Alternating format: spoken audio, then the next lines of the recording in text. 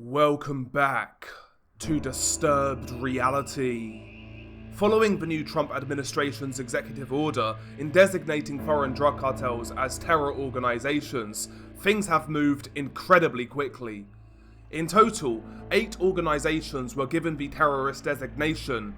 These groups include the Venezuelan gang, Tren de Aragua, the Honduran gang, MS-13, and 6 of the following Mexican cartels: Cartel de Sinaloa, Cartel Jalisco Nueva Generación, La Nueva Familia Michoacana, Cartel del Noreste, Cartel del Golfo, and finally, Carteles Unidos. Out of the organizations named, Carteles Unidos and, to a lesser degree, the so-called Gulf Cartel are the most surprising additions. Carteles Unidos because they are a localized cartel in Michoacán state, far more of a national player, more so than a major international cartel. They are a decentralized organization made up of a collective of local gangs, essentially brought together to fight the advancement of CJNG in Michoacán state. I also find the addition of Cartel del Golfo somewhat surprising, mainly because it's debatable whether a Gulf cartel even exists anymore.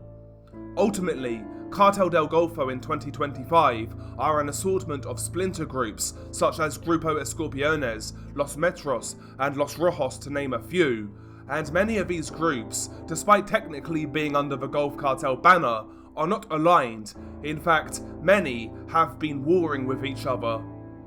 A unified, cohesive Gulf cartel no longer exists, and it hasn't done for quite some time.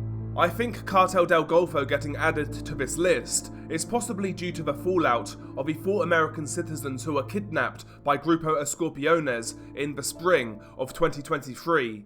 2 of the American citizens were killed by the group in a case of alleged mistaken identity. This, at the time, naturally caused a huge uproar in the States, and the Scorpion group of the Gulf Cartel publicly acknowledged what they called a mistake, and they even handed over those responsible to Mexican authorities.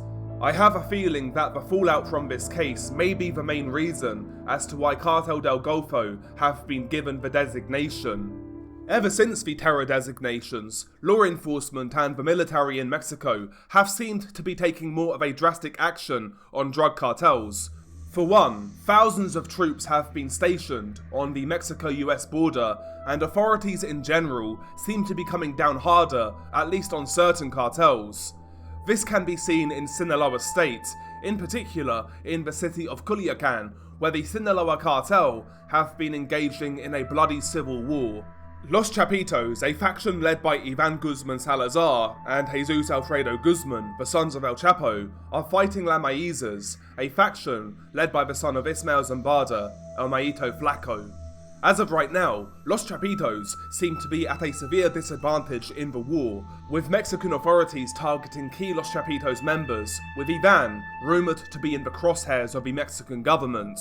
In recent weeks, 2 key members of Los Chapitos were arrested, the individuals being Kevin Alonso Costa, aka El Cabo, and Jose Angel Canobio Inzunza, aka El Garito.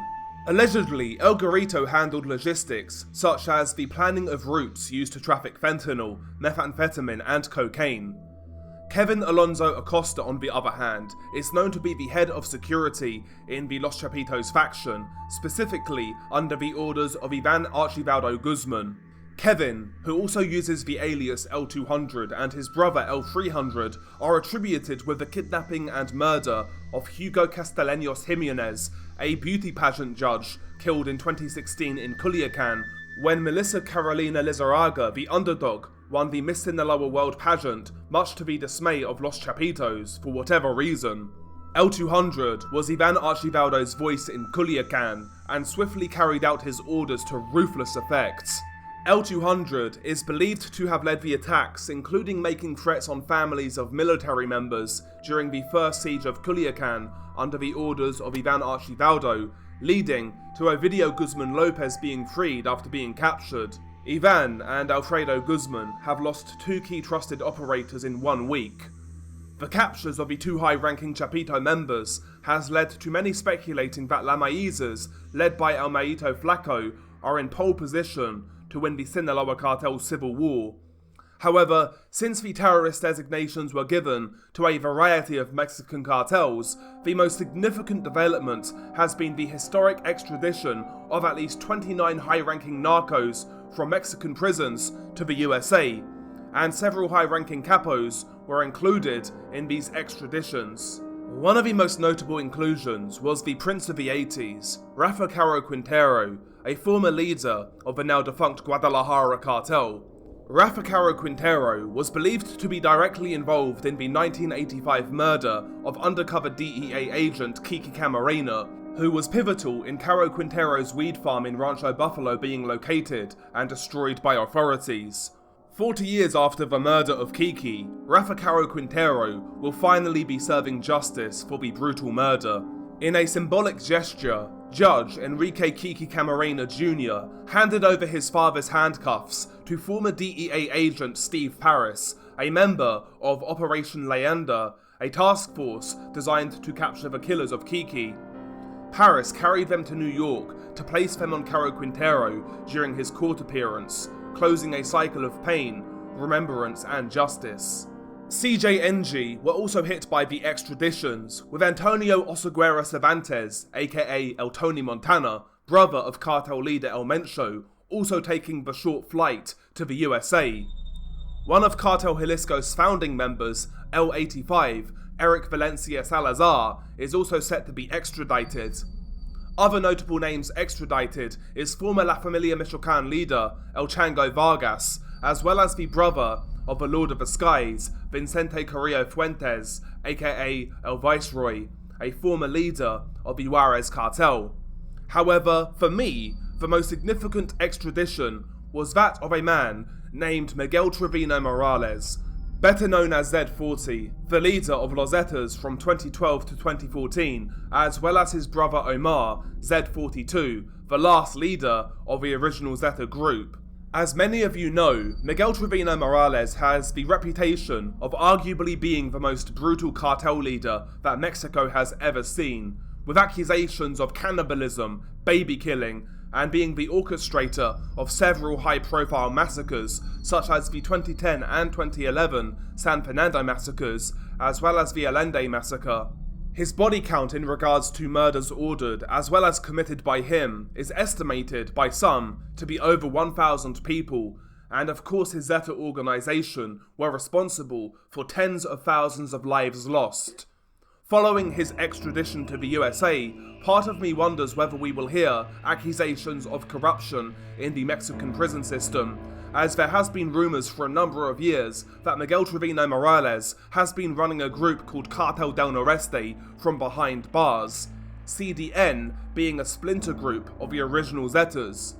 It's been well established that on the outside, family members of Z40 and Z42 had been running CDN, but maybe we may find out that it was Z40 calling shots from behind bars. Time will tell, but it's certainly a story to keep on top of. With Z40's story finally coming to an end, I find it the ideal time to make a video documenting his brutal rise and fall, but that is for another day.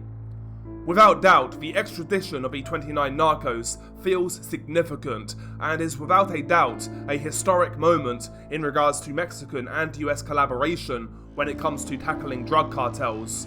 However, since the news broke, there has been alternative and conspiracy theories suggesting that Ismael Zambada, aka El Mayo, may be indirectly involved in the current goings-on, with some suggesting that the 29 narcos being handed over to the States could be in essence a trade to receive El Mayo Zambada in return.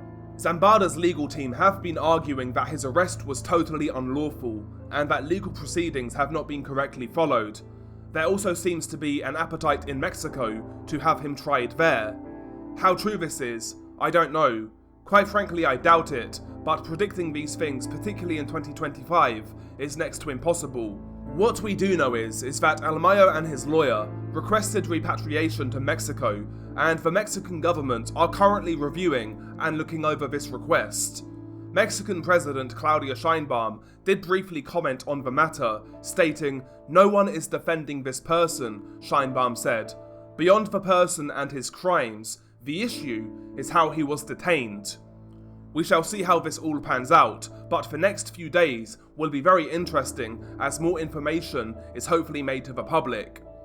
As stated eloquently by narco journalist Juan Grillo, the cartels have been bullying Mexico for 2 decades. The mass extradition of 29 cartel bosses by President Claudia Sheinbaum, trampling on their appeals and exposing them to the death penalty, is the biggest blow the Mexican government has dealt. So far, the much debated foreign terrorist designations to international drug cartels seems to be having an immediate positive effect. In fact, even in Tamaulipas, a Mexican state decimated by warring cartels, factions have been calling truces with one another. For example, Cartel del Noreste called a truce with rivals Los Metros, and Los Metros called a truce with rival Gulf Cartel splinter faction Grupo Escorpiones. Fingers crossed this will result in less violence in Tamaulipas states. The aggressive approach has revitalized the so-called war on drugs, though whether long-term success can be achieved is still a big unknown. One potential downside of this new aggressive approach could be that the cost of drugs rise due to the increased difficulty in trafficking them. And on the surface at least, this may seem like a good thing. However, it may make certain cartels even richer in the long run and therefore more powerful.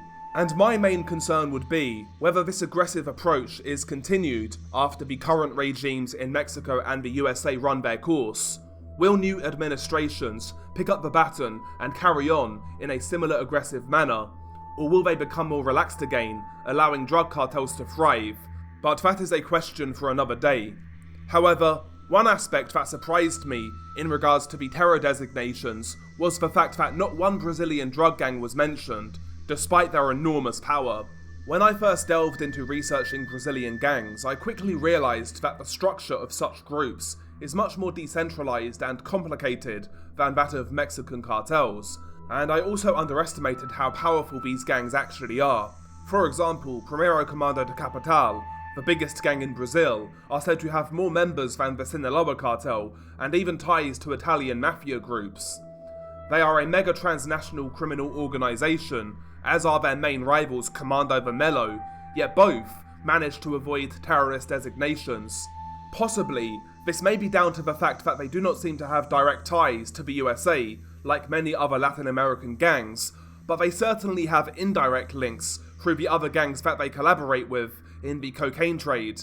As we have explored on this channel, they are every bit as violent as their Mexican counterparts, very frequently displaying their brutality in either public view or broadcasting it to the internet. Today, we will take a look at a couple of clips from Brazilian drug gangs that highlight the depraved levels of such gangs, showcasing that they are indeed every bit as violent as many of the criminal organisations placed on the foreign terror group list. But nevertheless, what happens in the actual videos? The first clip was allegedly recorded and perpetrated by a Brazilian gang, seemingly named 40.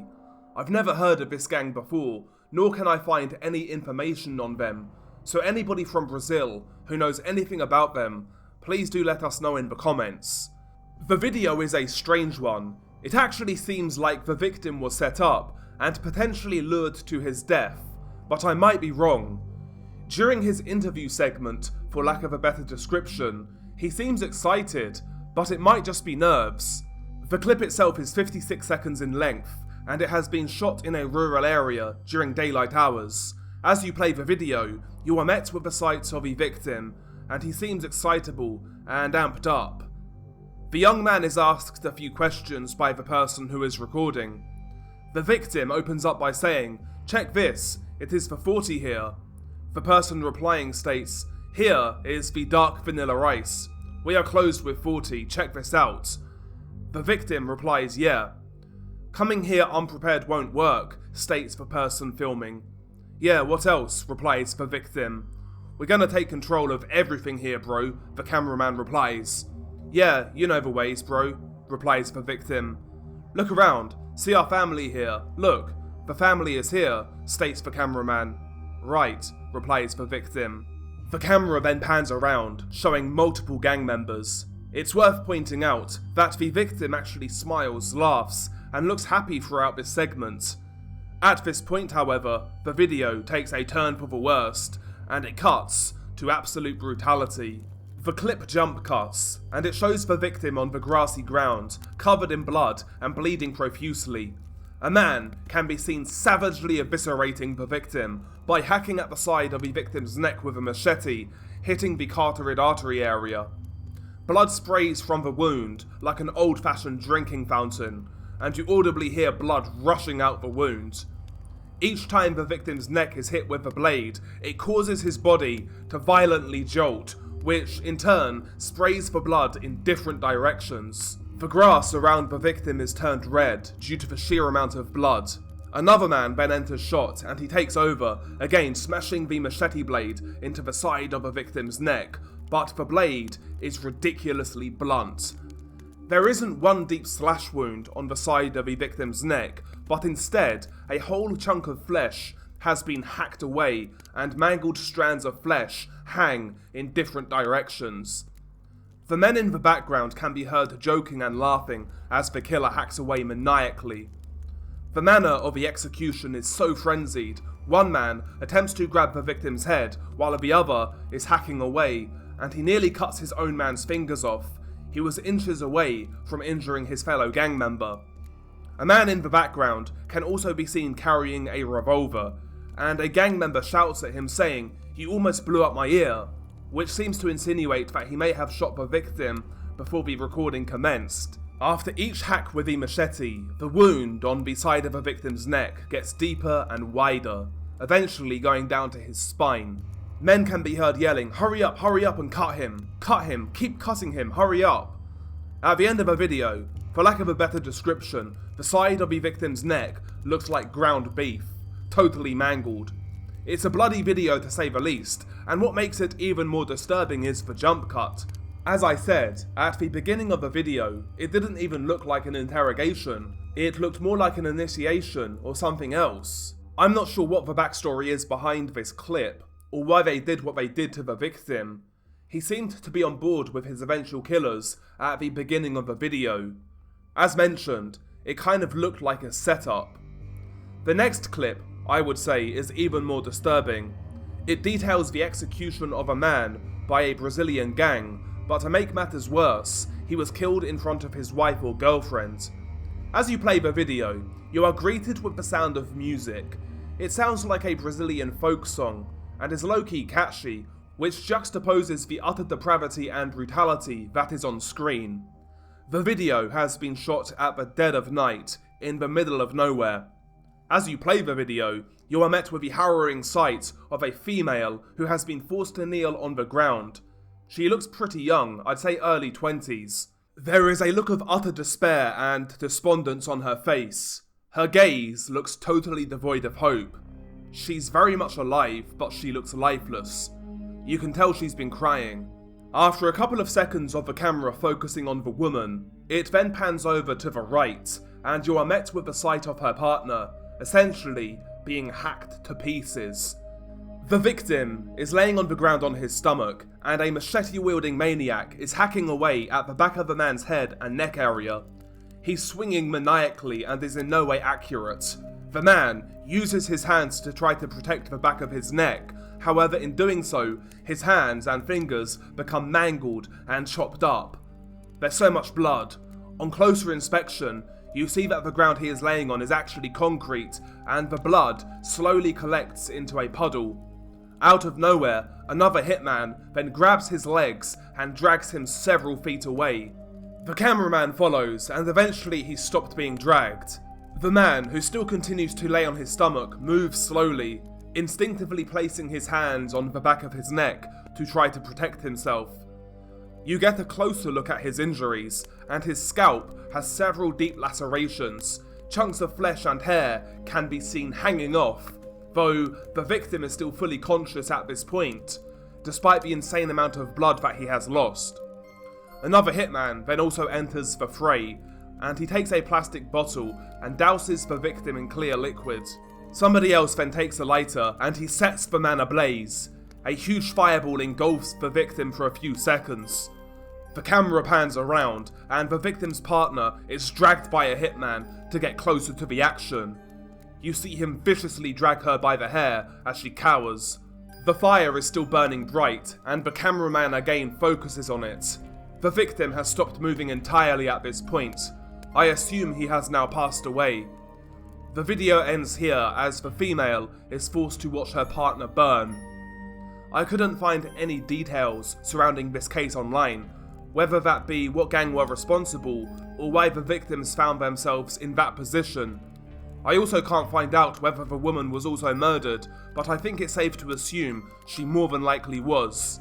The video, as mentioned, has been dubbed by music, which drowns out any audio from the video itself. As mentioned, the song is upbeat and catchy, which gives an even more eerie vibe to this horrific video. But anyway, that is the video. I hope you enjoyed it, if you can enjoy this sort of content. I know I kind of merged the goings on right now with Mexican cartels, the current terrorist designations that they have been assigned, and I kind of mixed it with what's going on in Brazil. Just something a little bit different, I guess, a different format, but I was surprised that some Brazilian factions weren't mentioned on the terror list. It does surprise me, so yeah, I kind of thought I would approach it from this angle this week. But anyway, guys, as always, thank you for the support. If you're new here, if you could hit subscribe. Follow me on Twitter as well, link in the pinned comment. Also, if you could follow me on Twitch, we stream a couple of times a week, every Friday, every Sunday. So yeah, if you're interested, please check that out. Again, link in the pinned comment. But anyway, as always, stay safe, and I'll catch you on the next one.